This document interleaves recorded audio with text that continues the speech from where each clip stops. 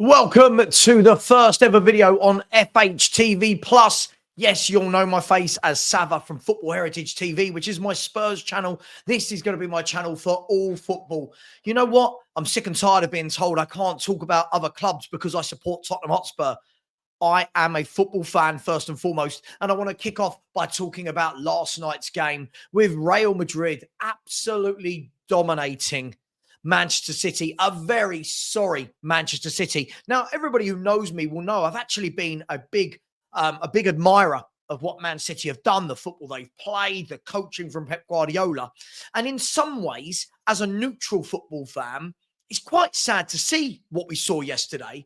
And in other ways, it's kind of well, actually, this is okay because you know what? They've dominated for so long. Maybe someone else needs a turn. Now, this brings loads of questions. This brings loads of questions. If we look at the game last night, and let's be brutally honest, it was men versus boys in every single area of the pitch. Every area of the pitch, men versus boys. The back four of Real Madrid looked cool. They looked calm. They looked composed. They looked strong. They won every ball. The back four of Man City looked wide open. It didn't look drilled. It didn't look coached. It didn't look Pep Guardiola. It didn't look like Manchester City. And then the midfield, I think Pep Guardiola got it massively, massively wrong on the evening. Really, really wrong.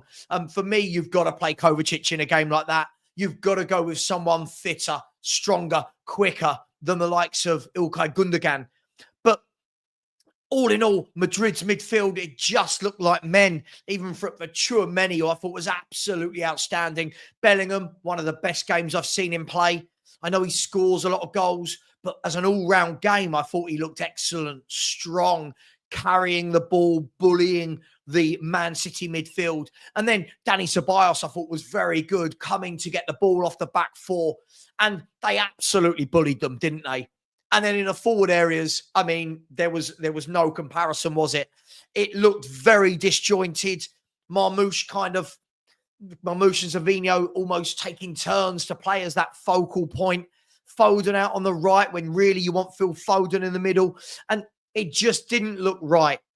And then to tap it all off, you've got Vinny Jr., Mbappe and Rodrigo, who looked quick, sharp, strong, up for it, direct. And they looked like they actually had a plan and a team ethos. And it begs the question, doesn't it? Is anyone going to stop Real Madrid this year? Again, Real Madrid winning the Champions League is getting so boring, isn't it? Is anyone going to stop them winning that this year? But it asks bigger questions. And for me, the first question I will ask, and then I'll answer it myself before I get your take on it. The first thing I would ask is, are Man City so bad and so much in the middle of a rebuild at the moment with the likes of Marmoush, Nico, Kusanov, with Lewis coming through, McAtee coming through?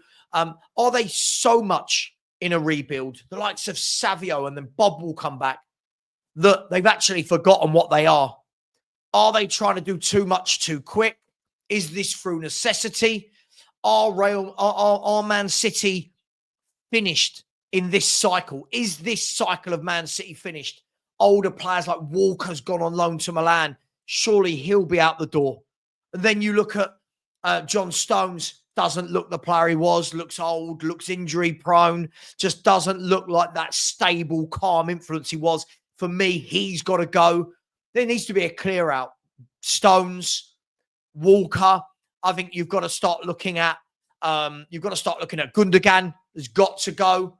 And in hindsight, I thought it was a good move, him coming back to Man City. It's not worked out. I'll take that. I got that wrong. Then you look at Bernardo Silva, one of the best players I've seen in the Premier League in the last decade, but doesn't look the same now. Looks like he's running on empty. He needs to go. Kevin De Bruyne, injury prone, can't really run anymore. Looks like he needs to go. Jack Grealish looks like he's fallen a bit out of favour. He needs to go.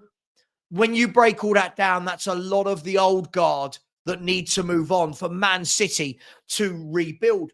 But for me, what I can't give them credit for, I will always say, yes, they need a rebuild. We know that. This was 1 year too far for this group of players. What was shocking last night was the lack of effort.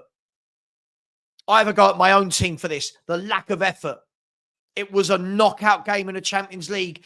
And by the team that Pep picked, it was almost like they were waving that little white handkerchief. From the way the players played, it was like they'd given up. It was almost as though, and tell me if I'm wrong, it was almost as though Pep had said to them, don't worry about this game. We're not going to win it anyway. We're not good enough. We'll move on to Liverpool on Sunday.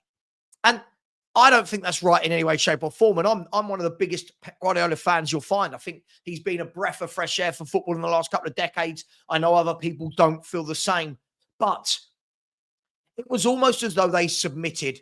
And after that first goal, he slumped in his chair like this, didn't he? And it was like he'd given up. And then at half time, you're thinking, what are you going to do, Man City? What are you going to do? Are you going to change it up? And they didn't. He went with the same 11 again. And it looked tired. They were defeated in every part of the pitch. Madrid were quicker, stronger, first to every ball. And you could see that this was a team down on confidence, down on luck, down on belief. And Man City looked very, very ordinary. I would go as far to say as that's the worst I've seen Manchester City play. They didn't penetrate the goal. Maybe in the last 10 minutes, they had a few opportunities, but they didn't penetrate the back line. They didn't bombard with shots. They didn't get crosses in. They weren't threading through balls. There was no intensity. There was none of that football we see them playing, or the keep ball.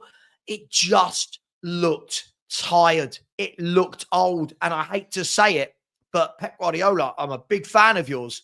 But for me, this has got to change if you are going to get them back to where they were. Now, as a neutral football fan, it's actually great to see, right? It's great to see that City aren't dominating. The question is, can they get back to dominating? We've seen this before in the past, haven't we? We've seen this before with Man United teams, Chelsea teams, where they've dominated, fallen off for a year or two, and then dominated again. And are Man City going to do that? I'm not sure. I think they've made some good signings, clearly signings that need time to settle. Kusanov looked very, very nervous. He did some really good bits in the second half. First half, he looked very nervous. He was turned inside out, concentration. But even senior pros like Diaz making mistakes like he did for the first goal. And you go, what's going on?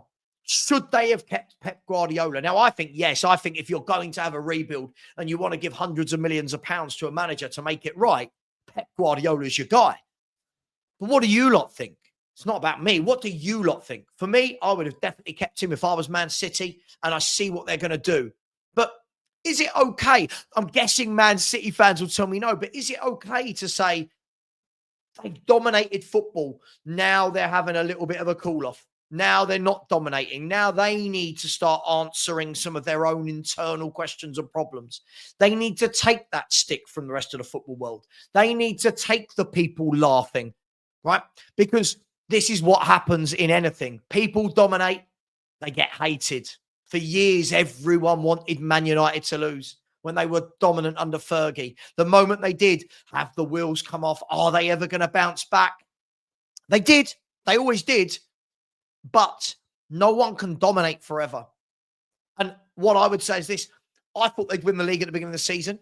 Very, very, very wrong with that one. But 4 titles in a row. Was a 5th just a little bit too much to ask for? What can Man City expect for this season? Realistically, they're now playing for top 4 and the FA Cup. So a very, very sorry, very, very tired Man City that for me need a massive rebuild. I think they'll get it. I think you'll see them spend another couple of $100 million in the summer. I wouldn't be surprised to see the likes of a Florian Wirtz, maybe Mark Guehi at the back. Maybe, I don't know, you let me know. But it was very strange not just seeing them get battered, but seeing them with such little belief. It almost reminded me of seeing a bottom half team when they play one of the big boys.